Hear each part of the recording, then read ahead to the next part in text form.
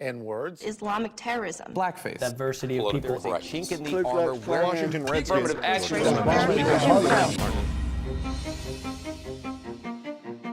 How many people in your classrooms have had diversity days in your school and things like that? This workshop is not about any of that. Race has always been there. People need to see that. Even if you don't think that it affects you, it does undoubtedly. There's zero trust in my school. They don't even let people use a bathroom. Deep down, I'm like, oh, I wish I was white. because we're black, that we're not gonna make it in the world. We're at risk of failing. Like maybe if we talked about like as a family, I would have been more comfortable. You know, these conversations, you know, they get me to where I can't even talk sometimes. There's always a difference in the reaction between like the white kids and the minorities. Yeah. The minorities. Why are you minorities? Yeah. So are you saying that all white people are racist? You learn to not to mess with the white people. I'm not a Klan person. I have no relation to anyone in the Klan. Ever! You're hurting right now, and that's how I feel too. People don't do what you're doing in here, which is why we freaking have so much racism. Don't feel bad that you're giving something. Feel bad that others aren't giving it. This is like the best teamwork ever. We're gonna talk about it, we're gonna deal with it, we're gonna find something. And if we're the future, at least we know that we're not gonna let this happen for much longer.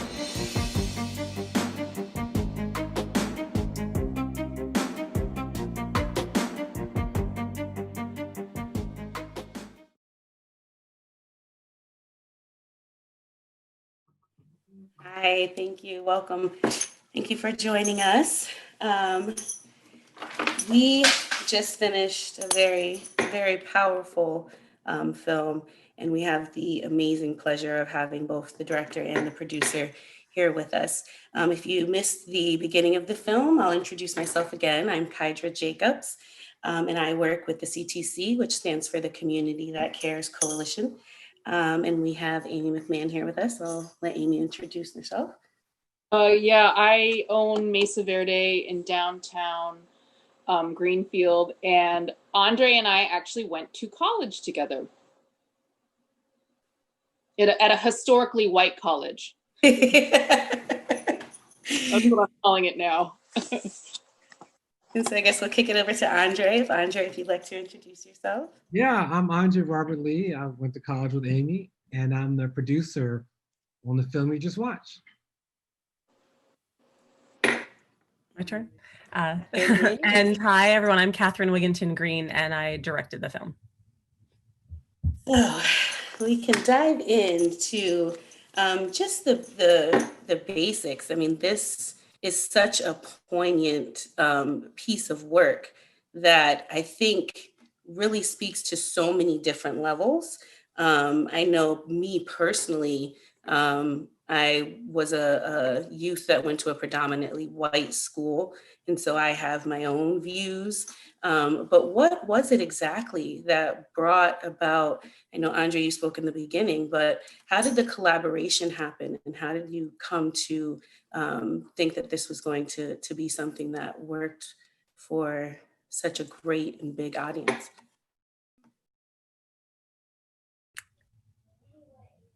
The film, we were approached by a school called the Calhoun School. We were in a company called Point Mate Learning. Point Mate Films rather at the time, and we were using our documentaries as tools to facilitate and have conversation and dialogue. And we heard about this film being made, and some folks asked us to think about being involved because all of our films were focused around bringing children to some complicated issues, and we treated children well. And so the Calhoun School, a man at the Calhoun School, David Alpert, wanted to make something about deconstructing racism after going through a program run by the People's Institute for Survival and Beyond called Deconstructing Racism. And had a couple ideas in place, and the documentary was one of them, and they asked us to apply for it.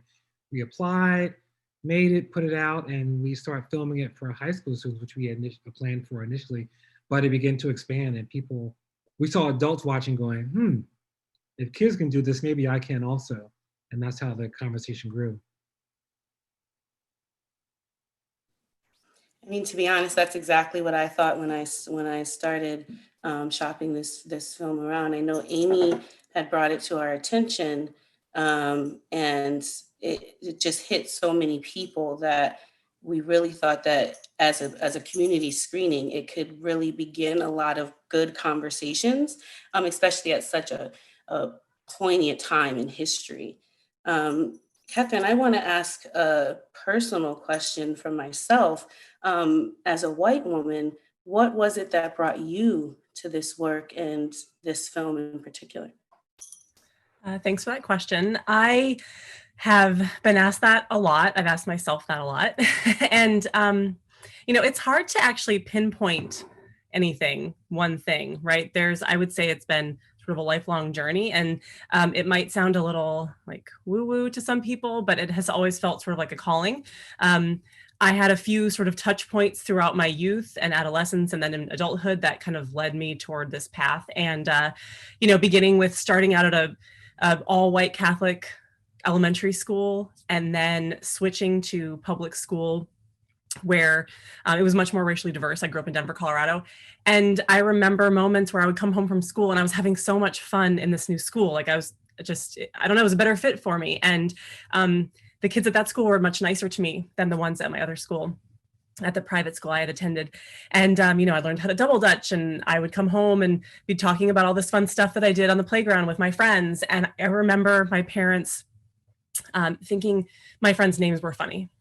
And even as like a 9-year-old kid, I knew there was something wrong with that. Excuse me. And so, along the way, just sort of all these touch points, and then finding my way to Point Made Learning, where I think I went to a high school that was really racially diverse, about 50-50 white and Black. And I definitely thought that meant that I knew something about being Black in America and that I understood the experience. And, along the way, I've had a lot of people who have clued me into better. And then working on this film was transformative. It's hard to sometimes remember, like Sasha says in the film, sometimes it's hard to remember going back to what it was like before, but it's been lifelong.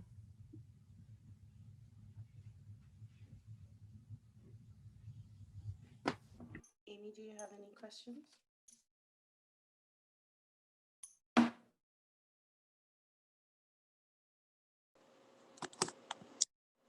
That's the second time I've seen that movie, and it's so multifaceted that I'm always having to digest it. But I want to know what happens with Khalik, because his experience really touched me and made me realize that I had so much more work to do, because his experience is exactly what we don't want, like Kydra's sons to come up experiencing. Like I have so many questions about what does that work look like? Yeah, and that was a question that came from the viewing audience as well, is if you still keep in contact with these youth who I guess now are adults, and if so, do you know anything or can speak to their experiences going forward? Yeah, we do spend time with the adults now and talk to them and text them and invite them. They even do some of our talkbacks. It's interesting. Actually, Khalik turned 25 yesterday. He's a total Libra, Amy, total Libra. Just lovable and wise. And he 25 or 26, I think 25. I saw a birthday cake on Facebook or somewhere, and he, Khalik's brilliant. That first day after film, we all walked outside and we were just looking at each other like, what just happened? Who was this little philosopher that we just sat and talked to? Because he just dropped the knowledge and it was just seamless and effortless. And over the years, we spent time with them. People have done things like offer Khalik a job on the spot, wanting to help and this and that. The high school that Khalik went to, it's a complicated school. It was a charter school. That's not the reason why it was complicated. I think it has some troublesome leadership with the misappropriation of funds. School was shut down for a while. I think the president of the school, whatever it's called in charter school, at that particular school, face some action against him because of misappropriation of funds. And I think what we see, and this is my opinion and my observation of it, is we see an example of systemic racism playing out in the world. Because the school that the other kids went to around the corner, you know, which were private schools that had lots of funding and money, those students, you know, had an incredible education. This is my opinion. I say, if I think Khalid could have went to the high school that I went to, I wonder what would have happened with his mind and experiences and how he would have been expanded upon. I've had moments where we tried to like convince him to go and apply for things, to go for it. And he's like, oh, are you sure? And someone like Sasha, you know, asks for a recommendation every other month, you know, because that's the training he has.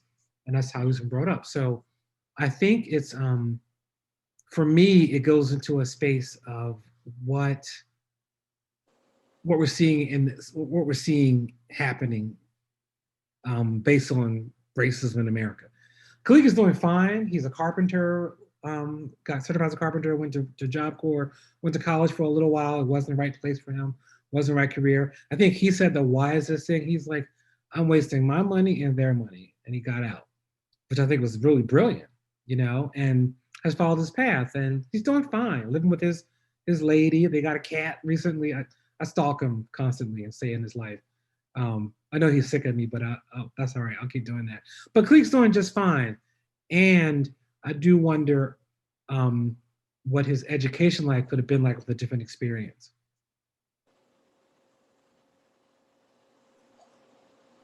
I think that his experience just rings so true to mine and so true to my younger brothers. Before I saw the film, Kat Allen, who works with me at the CTC, kept pushing that point that I needed to see it for that specific youth, Khalid, because he presents in the world a lot like how my little brother presents in the world. He's, 6'2", 175 pounds. He's, 15, 16 years old. And, people get this very, abrasive kind of view from him, but he's the sweetest, most, articulate, well-rounded child. And, it's so hard to not be able to like see him as a child because of the way that he, looks and presents in the world.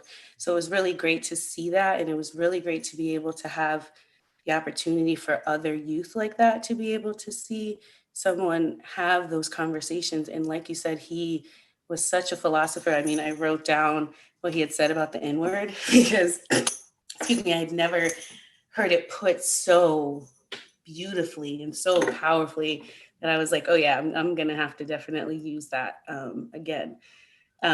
Another question that we got from the audience was about that board game.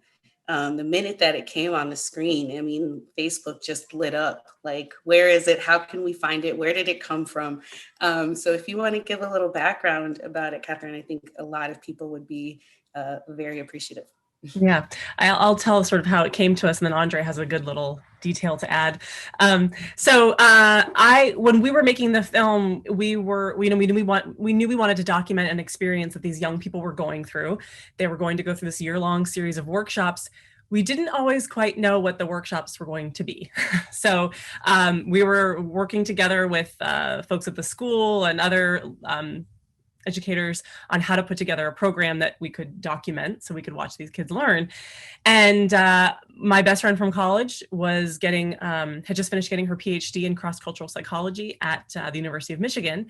And one of her colleagues in that program had put together this game just as part of a project, I think, as she was developing her research for her dissertation, and it was the American Dream game. And so my friend Jana just said, hey, let me just connect you with my friend and see where the game is. I remember playing it. It was really cool, really high impact. And then I talked with Jennifer, and she hadn't really done much with the game since then. She had thought about putting it together, but just hadn't in a few years. And so she just emailed me what she had designed. And I spent like a day at FedEx Kinko's printing all of the games off the boards. I dug into everybody's board games to find dice and little figurines. So if you look really closely in the film, you can see like a mismatch of all sorts of things. And it worked. We just didn't know it was going to work. When I when Sasha had that moment at the end of the game, that's when I knew there was something really special about it. That perspective taking exercise really was helping him just really like dig in a little bit further, because he was intellectually understanding what had been presented to him by the People's Institute. He was really ingesting all that. And then he had that moment. And since then we've updated the game. We've worked with Dr. Yim to update it, and the design and the chance cards and everything. And we've got, a digital version of it that we play online with people. We're doing that a lot recently. We've got the tabletop game, and we have a life-size version where you move on a 20 by 10 foot giant mat and roll big inflatable dice. And it's a really cool immersive experience. Yeah, the two anecdotes is one, when Catherine proposed the game, because we were making this film and doing these workshops, and Catherine proposed it, and I was like, that'll never work. I don't know if I see that, but if we must, I guess, man once again with his ideas. And then we were trying to figure out how to make it work visually, because we're playing it. And that's what we did. One day I was like, how about hats? And so we got the hats and put the description on the hats. And it's funny, we go to schools like, can we get the hats? And we're like, we can't do hats because of lice. So you cannot think in your own hat. Right, in your own hat, in your own hat. Yeah, I thought the hats were the perfect embodiment of like how to become that character.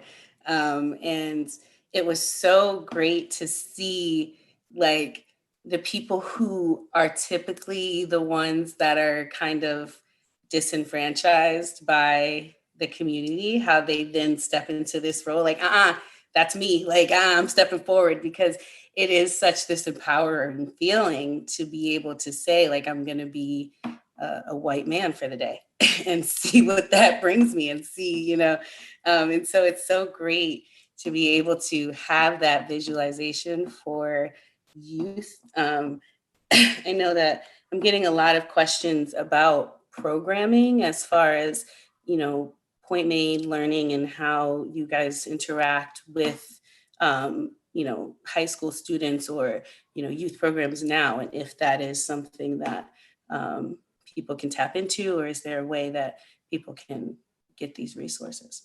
Mm-hmm, mm-hmm. Yeah, we used the film a lot. As you said, we made it, we weren't sure what was going to happen with it. It didn't get accepted into many film festivals, maybe a handful of them, and the entertainment world was like, we're not so sure this is worth something, which for us was turned into a good thing, because we're like, okay, really? And we went around to schools and colleges and universities. We've been inside corporations, some big ones that you would probably go, what? They did it?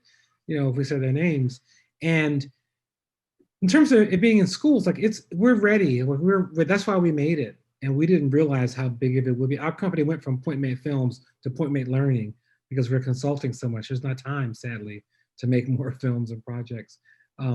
We have been, and right now, I was on a call earlier talking, and I said to someone, we made a film called I'm Not Racist, Am I? And the world was like, at this moment of like, hi, we need some help talking about this. And what's great about it, I was facilitating this morning with a group, and someone said, after going through, we have a course that's been expanded out, that's a 3-hour-long course around the movie.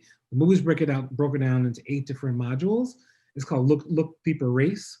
And you can spend time with the film, and you kind of do it at your desk or however you want to do it. You can start and stop as you go along. But I went through training a group of 9 people over the past 3 weeks using it. And someone said a great thing today. He said, I've transitioned with this project. I used to think of this as work, and I had to stop thinking about it as work and think about it as existence. Like, it shouldn't be like, I'm going to be anti-racist today. That's my 2-hour job. I did that and move on. He's like, and this is a white guy, he said, I need to move into the world and think about this as a way I need to be. Which I thought, I was like, well, there it is. That's how we create anti-racist workers and beings, right there, by just moving it away from it being an assignment or a project you must do, versus there's a problem in the world. I'm committed to fixing it, turning it around, and I'm going to take it on as a life, a way of being, a way of existing. May I add something too about what we've done with our screenings? Is that, we made the film about teenagers. We thought that's who we would show it to, and we realized really early on when we went into school communities that when we started out with schools that said, just show it to the teenagers, right? Just show it to the students, and really quickly we were getting called back like 2-3 days later saying the kids haven't stopped talking about the film. The teachers don't feel equipped to handle these conversations. Can you come back? So then we started working with teachers. And then we were getting calls again of, schools saying, look, the kids are coming home talking about it and telling their parents that all white people are racist and having these big conversations with these big statements. And the parents were saying, wait a minute, I want to see this thing that my kid's talking about. And so we really quickly learned that we needed to bring the film to the entire school community for a shared experience, starting out with faculty and staff preparation, coaching them on how to have these conversations. Because now we've talked with like thousands and thousands and thousands of people about race, helping them talk with each other in their communities. And so I find that, even just requiring people to organize a screening, we've never allowed people to see the film unless they say, okay, we're going to sit together and do it, or sit together in Zoom now and have a screening. Because even just introducing the idea that we want to show a film called I'm Not Racist, Am I? Sends off lots of flags. You have to start working with all sorts of stakeholders to make that happen. And then by the time we show up, there's already an organizing structure in place if there hadn't been one before. And so when we get there and they watch the film and they start talking and we help them talk about this stuff and stuff rises to the surface that they maybe hadn't really uncovered yet, there's already a framework in place of people who have decided to commit to this, that then from there, there's a path toward, okay, how are we going to make change together?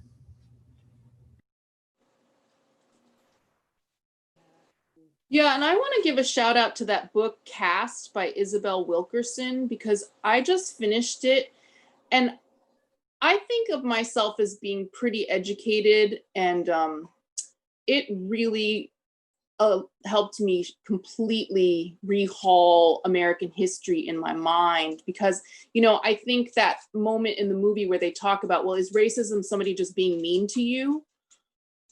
She really breaks down what the systemic history and how much of a monolith it is, and how effective it is, and how much, I think one of the first steps we really have to take as a community is to re-educate ourselves about, it's not just something, racism isn't just something that, happens to people we know and care about.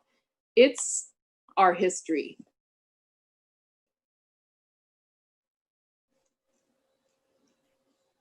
Yeah, speaking of history, someone in the YouTube comments had asked about, my experience growing up in racism.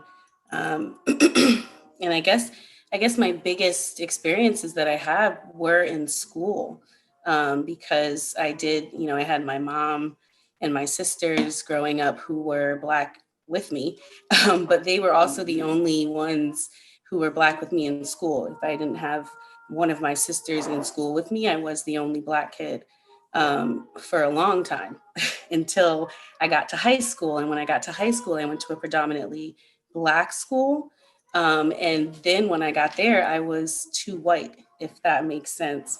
I talked differently, I dressed differently, just my experiences in a two-parent home with, my mom's partner being a white woman. It was just very different, and where I thought I was going to find a home with a lot of, people who looked like me. I didn't necessarily get that because I was, in a sense, I guess, whitewashed for a lot of Black people.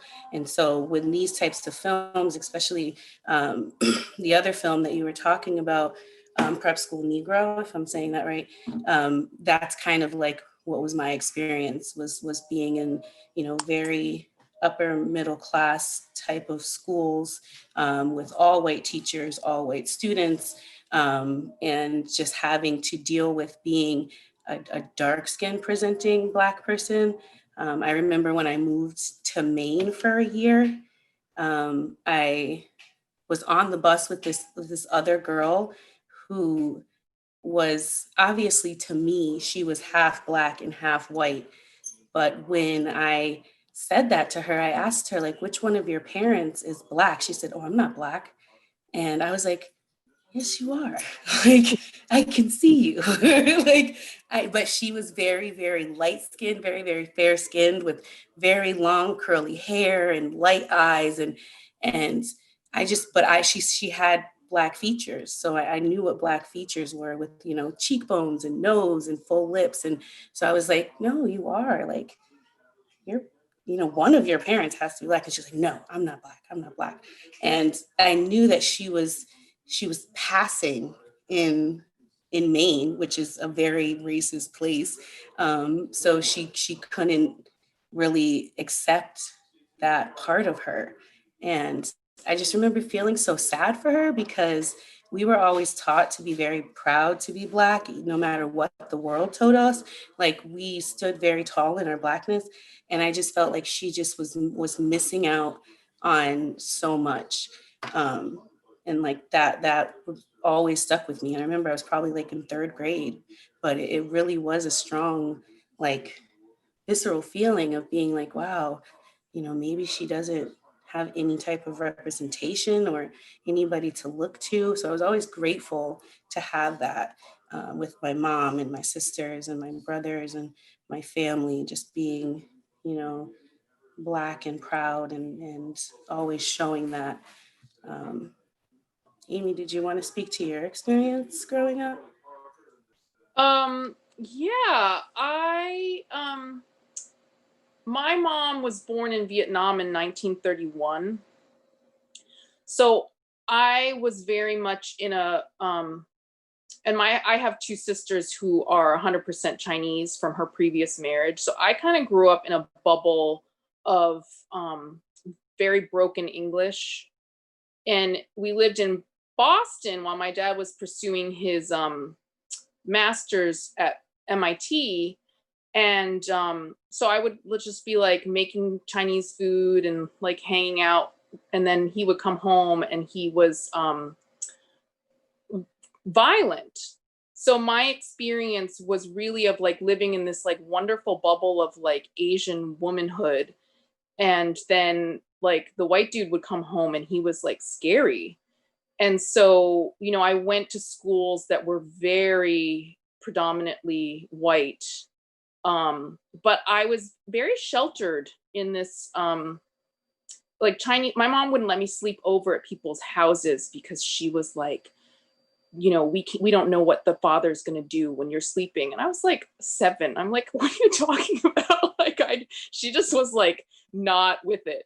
So, I had a very different experience. Like, I like to tell a story about how I was in Armenian preschool and they sent home a letter of like, we're going to go to the Boston Harbor today. Would anyone like to come as a parent chaperone? And so my mom was like, oh, okay, like I'll go. And, she didn't speak English very well. So we get to the Boston Harbor off the school bus and the kids are running around and there's jellyfish on the beach. So my mom is like, oh my gosh, free jellyfish? So she pulls out her bag was like full of like ketchup packaged from McDonald's and plastic bags and rubber bands. She was equipped for every situation, whether it be like, oh, there's free napkins. Look at all those free coffee stirs. Like my mom was like, you get a free radio if you open a bank account. So she opened like 5 bank accounts. So she takes out these plastic bags and she starts scooping the jellyfish into the plastic bags with the water. And I was like 4. And I just remember this was my first moment of horror and embarrassment and shame because culturally my mom is like, there is free food here. I mean, that stuff was probably radioactive. Okay. So like she was, I don't know what. So she takes that stuff home and these jellyfish are like bloop, bloop, bloop in the bathtub. And then she prepares them for dinner. But on the bus with my mom's like bags full of seawater and jellyfish, everybody on the bus was like, what is happening right now? And so I think for a lot of us going back and forth between different cultures, we have to do interpretation and you know, a kind of like code switching of going back and forth. And my experience has always been that the few Black kids in the room were like, listen, come here, I'm gonna explain something to you. And really prepared me to accept myself and be unapologetic in the way in which I presented. And you know, have really been a home for me. So, you know, I'm currently in ministerial school in Maryland with the Reverend Dr. Yanla Van Zant, and I've really found a home of and fellowship and sisterhood and a community. And it, you know, it is a spiritual based community, but it's Black culture has always been beckoning me, and I didn't know how to accept the invitation until, you know, this point in my life. And they, you know, they just have, you know, really saved my life. They've taught me about how to deal with trauma, how to deal with emotional upsets, and to, you know, they teach that we're all beloved children of God and that there's no order. And I think that, you know, that really is something that in this country we could do a lot of integrating, of just like, if you've been taught that, okay, these people matter and these people don't matter, you have to find an inner authority. And I think Black culture really offers this sense of like, you've got to find a sanctuary in yourself and know that you cannot let anything outside you steal your worth and your sense of self.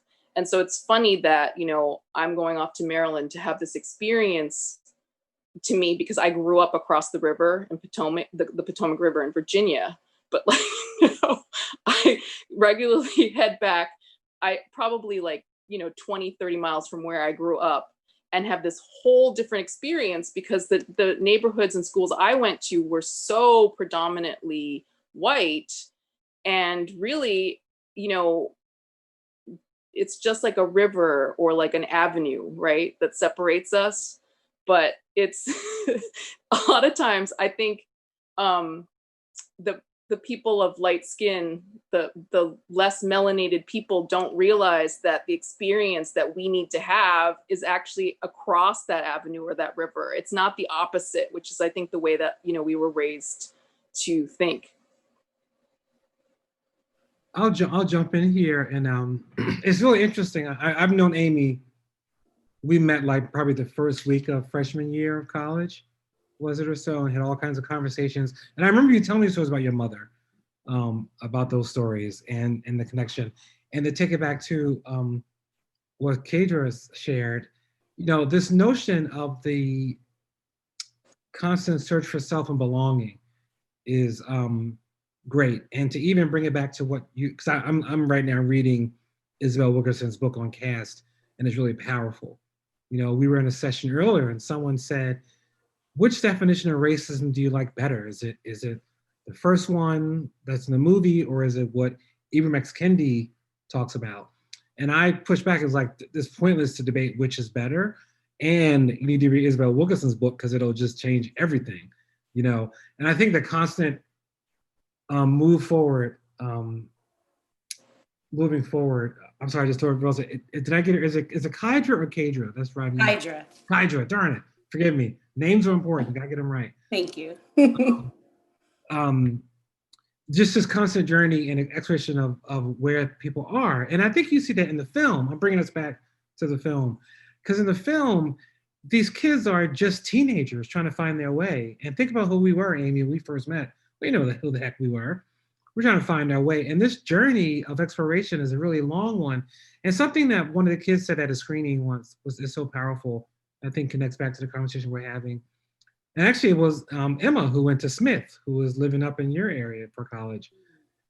Someone said, you know, these kids are incredible, they're amazing. They're one of a kind. And she stood up and she was like, actually, we're really not. We're just people that agreed to step in and do the work.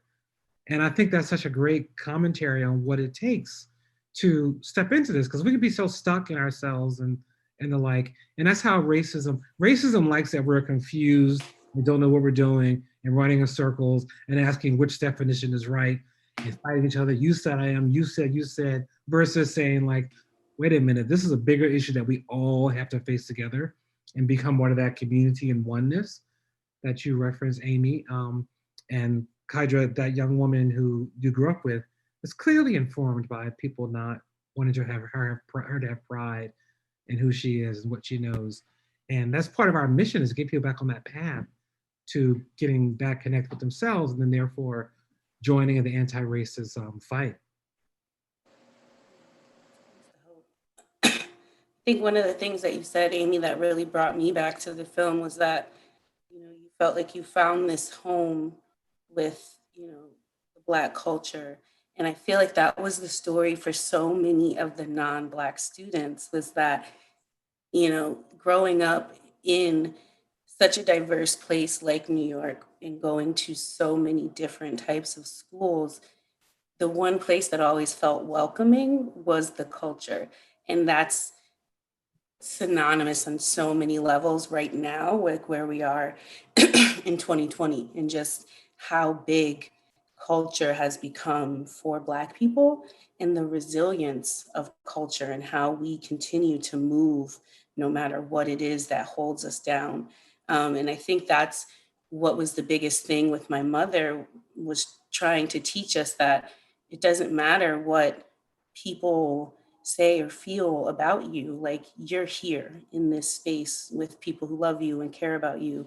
And I hope that's what you found, Amy, and I hope that's what these kids were feeling when they felt like, oh, it's okay for me to say nigga because, you know, everyone around me says it and I feel so at home with you people. And, you know, it's okay for me to say halfie because my boyfriend is a halfie.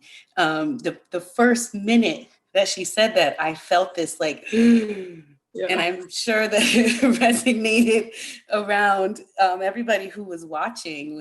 It was just like, oh man. But because she had never been, you know, even up until the moment when, you know, it became an issue, no one had ever brought it to her attention that it was something that was wrong. She stood very proud in saying it.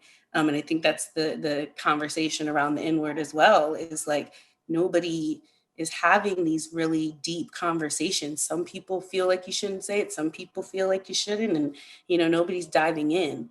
And so I really respect that part, especially when the instructor, you know, did the close your eyes and think of, oh my God, like, I was just like, ooh, it was so strong and so poignant. Because, you know, I did it. I sat there and I was like, what is, you know, when I close my eyes and I think of the N-word, what does come to my mind? I've never done that before. I'm sure nobody else has ever done it that way either. And I thank you guys so much for bringing that to a mass audience. I'm not sure how much time we have left, but I do have one more question.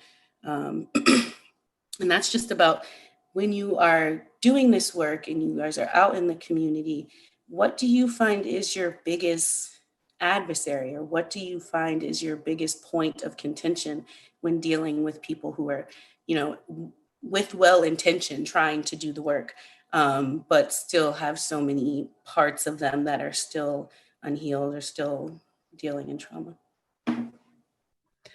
That's a great question, because there are a few things that emerge, a few different patterns, but, and I'll say too, that when we get to be in the same space to watch the film with people, I still love to watch people watch it, to just see what they're picking up on.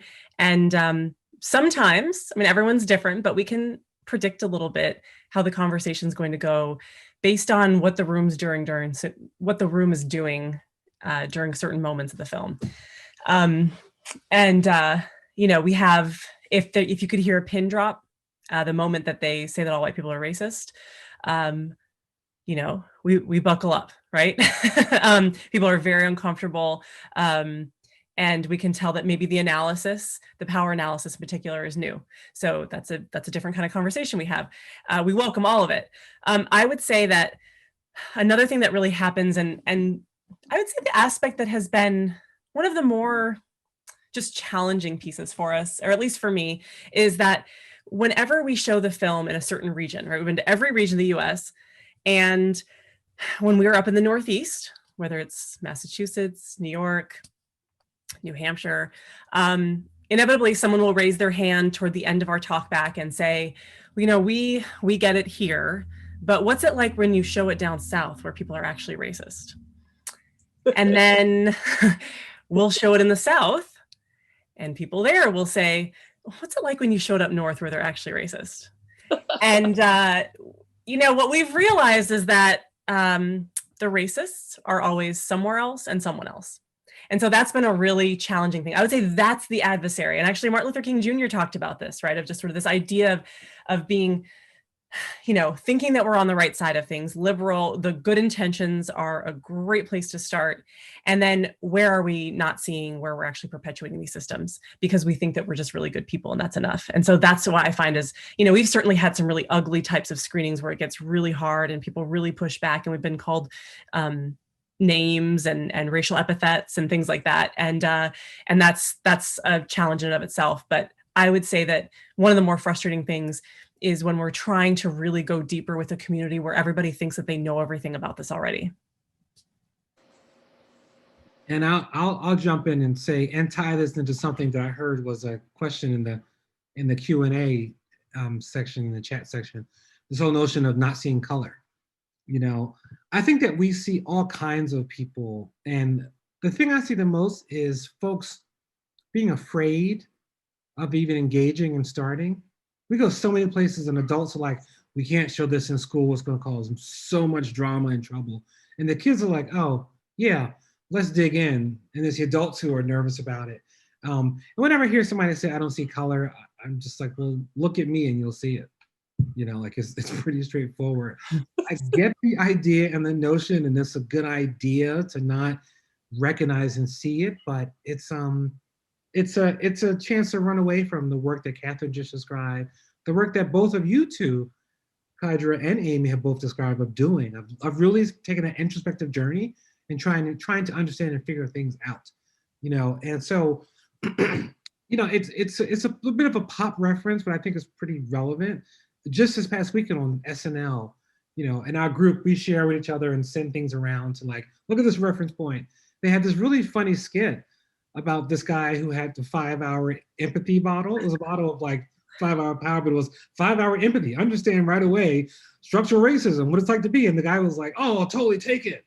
And like held it up and was like, wow, I feel it. And the host was like, you didn't take the cap off.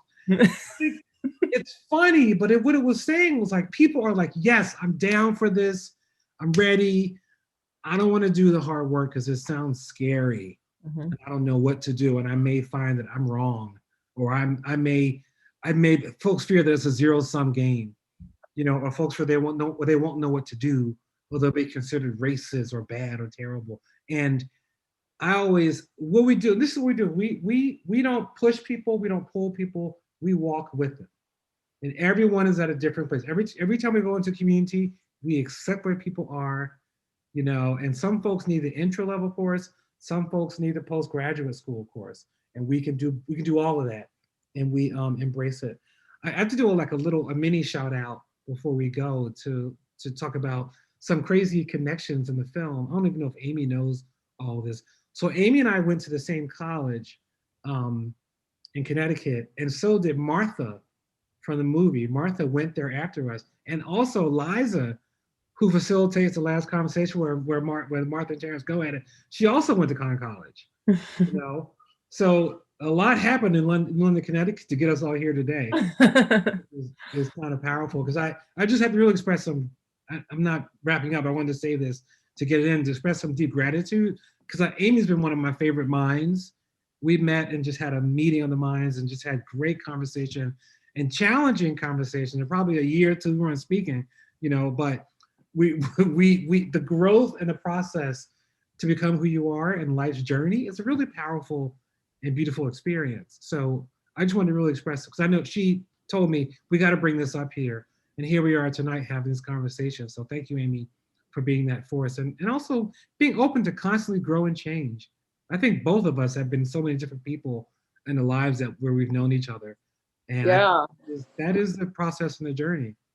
And I just want to say that when Andre first met me, I was full on racist, and like the worst kind of racist, because my parents were very racist, but they're the ones that they would never say the N-word. And they didn't have to. There was just the way they would talk about their coworkers or, the neighborhood. And so, Andre, I think we had this really funny moment where you were like, you don't really think that you're going to leave this college like those those white kids over there, right? And I was like, no, actually, I do think that. Like, here's my JCrew catalog. Do you want to look? We used to shop do you remember we would sit and look at the JCrew catalog together? Yeah. A lifetime ago. And here we are, onward, baby.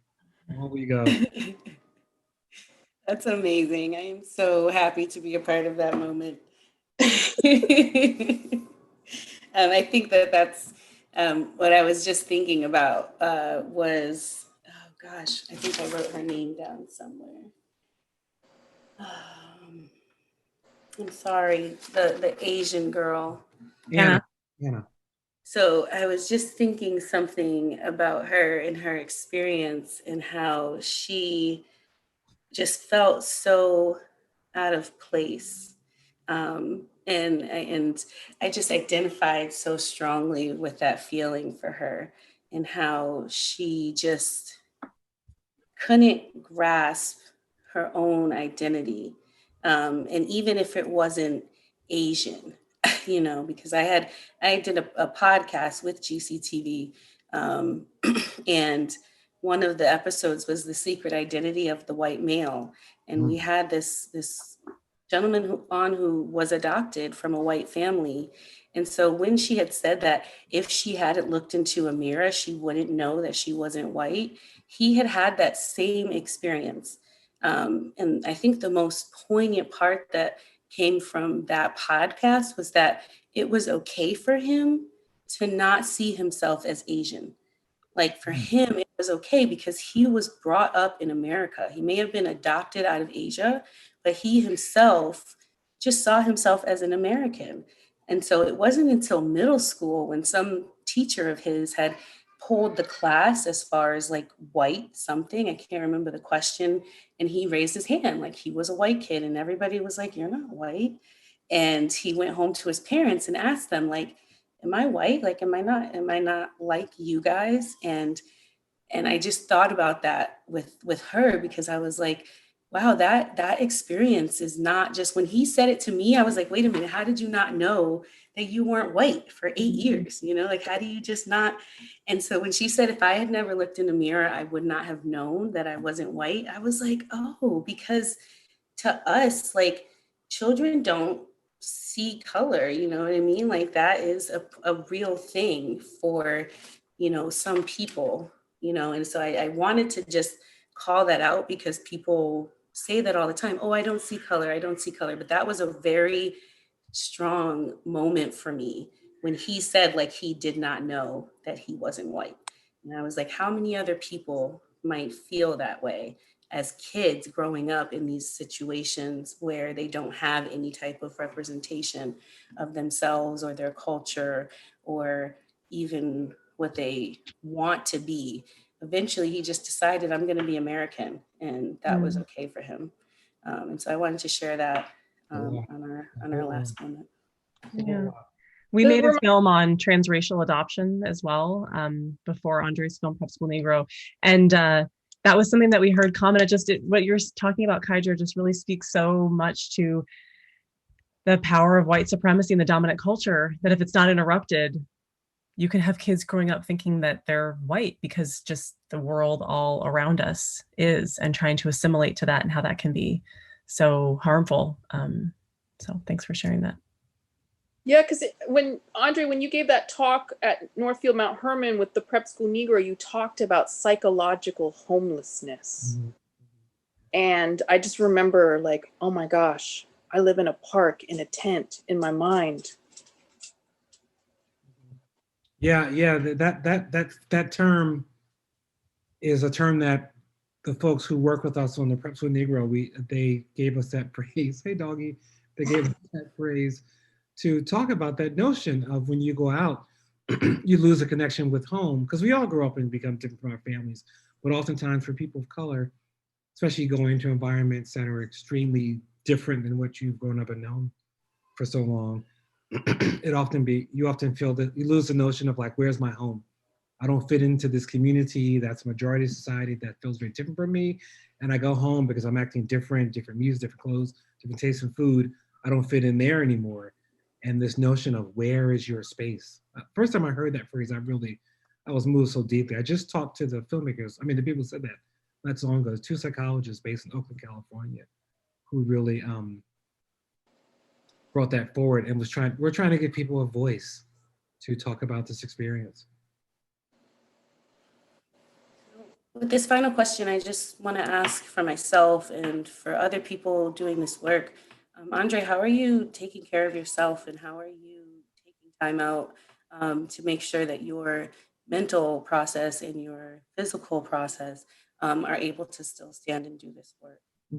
I appreciate that so much. We've actually been talking about that internally with people of color inside appointment learning and the other people to get into thoughts, ideas of what does it mean to find joy in this space? Because so much of this work is about educating white people and fixing them and watching them become surprised by what to us is Tuesday. And so, you know, I moved out of New York City and moved to Philadelphia in an effort to buy a house. I'd work with my friends. Amy sent me flour and recipes for making bread, you know. I sometimes turn all this off and just go watch. So actually, you made a reference to something that I had a little connection with when you talked about playing the game and choosing to be a white person.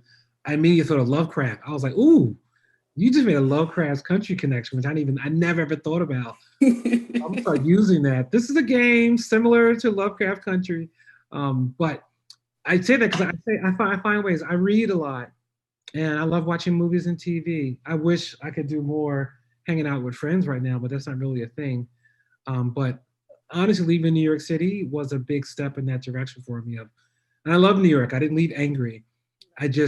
It was time for me to participate in American wealth in a different level and stop paying so much money in rent and move towards buying a house. Like, that's real.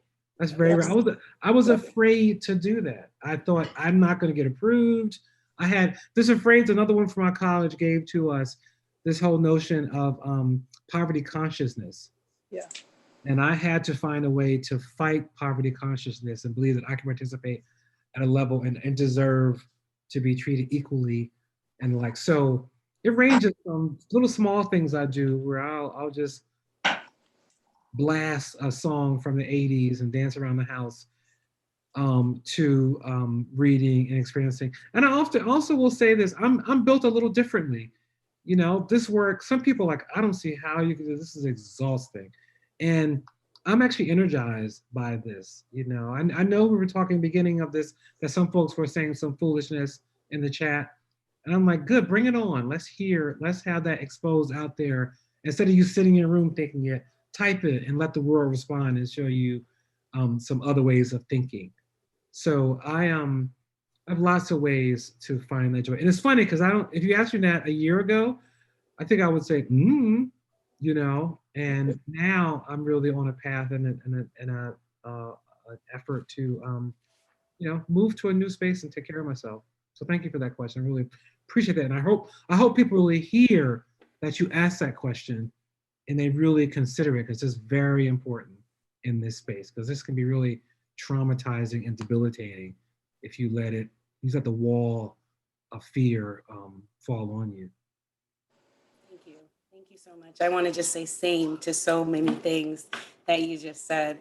And it's true, especially the thing about the poverty mindset and how we try to break that. You know, this position has brought so many different feelings to my life. And now, you know, I do that too. Like, I live now in this really predominantly white neighborhood, and I'll just drive through blasting my early 2000s trap music. And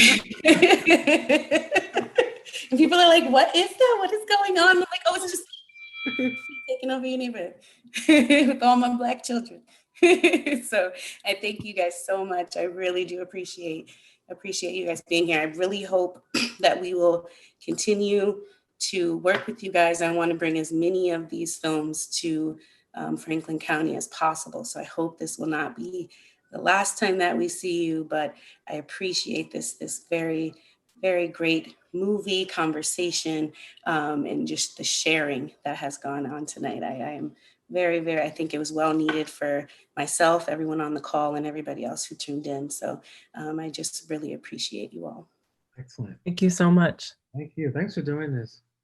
Thank you. Fantastic. So if you guys don't mind, I've got 4 minutes with any of your other film names or where people can find them, and any other type of information that you feel like we could share with everybody.